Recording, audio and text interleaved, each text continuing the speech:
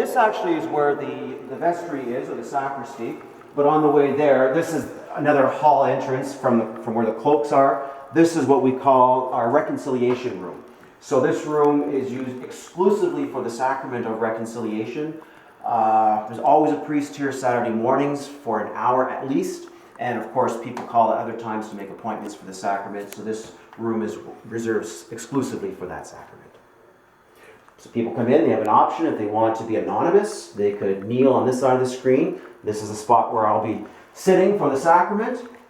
And if someone prefers a face-to-face, which most people tend to these days, they sit here. Everything in this room is confidential under the seal of confession anyway, so most people know that and they're not shy to come and they prefer the face-to-face because it's easier to have a conversation about things they want to talk about. A lot different from when you first started. A lot different from when you first started. When I first started? When going into the confessionals. Oh, well, yes, well, I remember my first confession in 1977. Yes, there was a box, a very dark box you went into with a little screen with the priest on the other side. Yes, yes, this is, I would say this the confessional room or the reconciliation room became more popular or started to catch on in most churches in the 1970s onward. It's a post-Vatican II thing, and it allows people the option, like I said, of the privacy or the face-to-face. We like to respect people's choices in that respect. Yeah, that was great. So, moving on. Leaving this room, I can take us into the vestry or the sacristy. Very simply, this is a storage room for candles and for wine, mass wine, bread, that kind of thing. So all these cupboards have linens and vestments stored. The vestments for the celebration are here, 4 different colors depending on the season. Altar servers have their albs and their cinctures over here, all kinds of different sizes, because we have all kinds of different sized young people who are serving for the Mass. And we have a lady, Pauline is her name, who's our sacristan. She's been sacristan for, over 60 years, I think, wow, if I remember right. And she's very, very faithful. So she looks after this room and she just ensures that everything that we need for the celebration, for all of our celebrations, is ready, is cleaned, is in good shape. Yeah, I can remember being an altar boy in the 50s out in Lively. It was, this was the room where you got ready for the Mass. This was it, yes. Yeah. Everyone gathers here ahead of time, and we don't spend time in here much because once we're prepared, we like to get out into the narthex where we started and to meet people as they're coming in. Great. Very nice.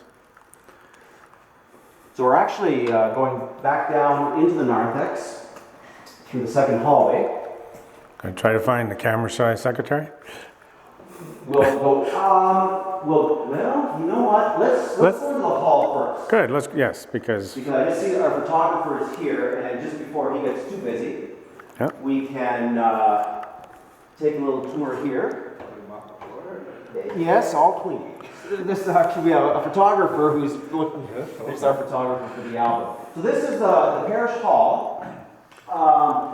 What it's used most commonly for right now are lunches. Our Catholic Women's League provides a lunch for people after a funeral, and they could seat upwards of about 120, 150 in here comfortably. We could put more if we had to, but that's a comfortable number. This is the wall I mentioned that we could remove, so the church is on the other side of this wall here, and these are the chairs that we would set up in here for the extra seating whenever it's necessary.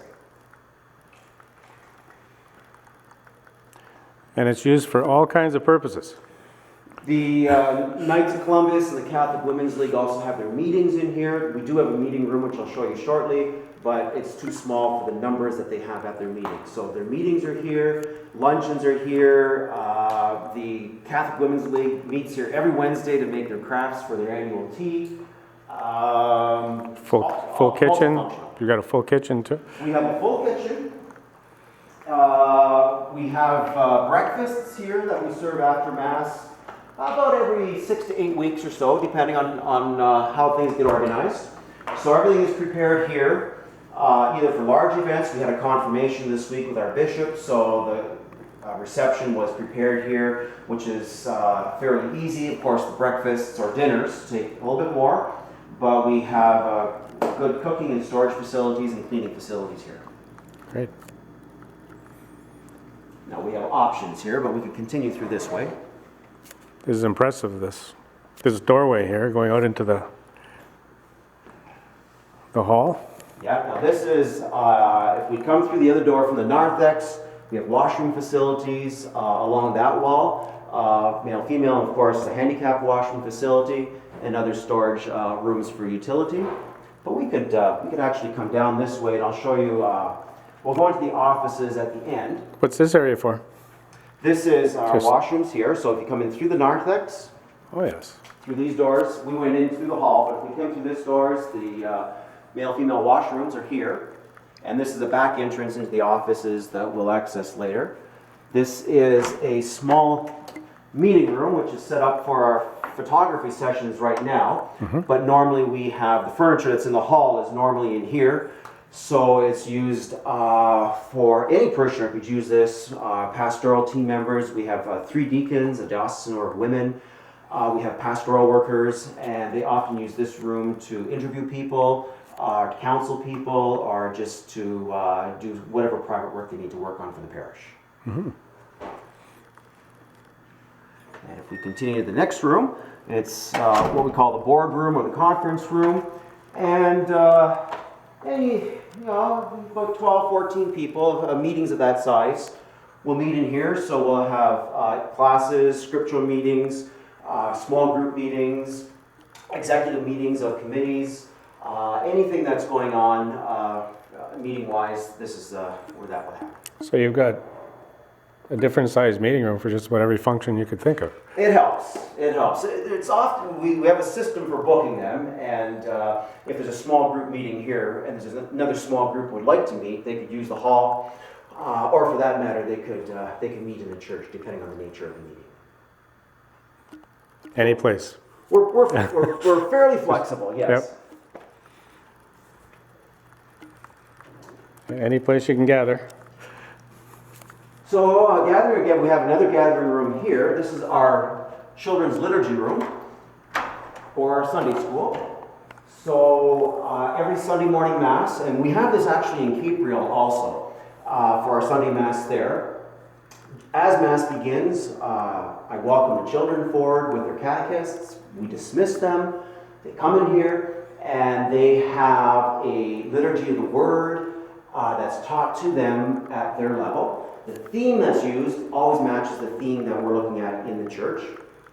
But again, it's at their level. So it's nicely set up. And again, this room is dedicated just for the children. We normally don't allow it to be used for anything else because we want the children to know that it's their space. So they'll come about halfway through the Mass. They'll rejoin us. And so they're there for the second part of our celebration. And the first part of the celebration, they're in here. Very nice. Yes. Yeah, it does look warm. Well, we try to make it look like children's rooms. Right. We want to make sure that they know that it's theirs. Good job, too. So again, we have storage and utility rooms at this end. This is an emergency exit, obviously goes into the back. This parish, as I mentioned, was founded in 1953, or 1963, 50 years ago. This church, though, was built 17 years ago. So previously there had been a church in Valcaron and a church in Hammer. So 17 years ago, those two were sold. This one was built. And the idea would be that if the valley continued to grow and if the parish continued to grow, and we outgrew the space that we had, we can build out this way. So that's the only outside wall of the church that does not have brick on it. There's vinyl siding. The idea was it would be easier for us to, the vision was to build a larger hall of that. Right now, we probably don't need it. This one is sufficient for what we have, but it gives us the option if ever in the future we need to grow. Good planning. So all that's left now is the office area, I guess. All that's left now is the office area, so let's go that way. Are you going to switch?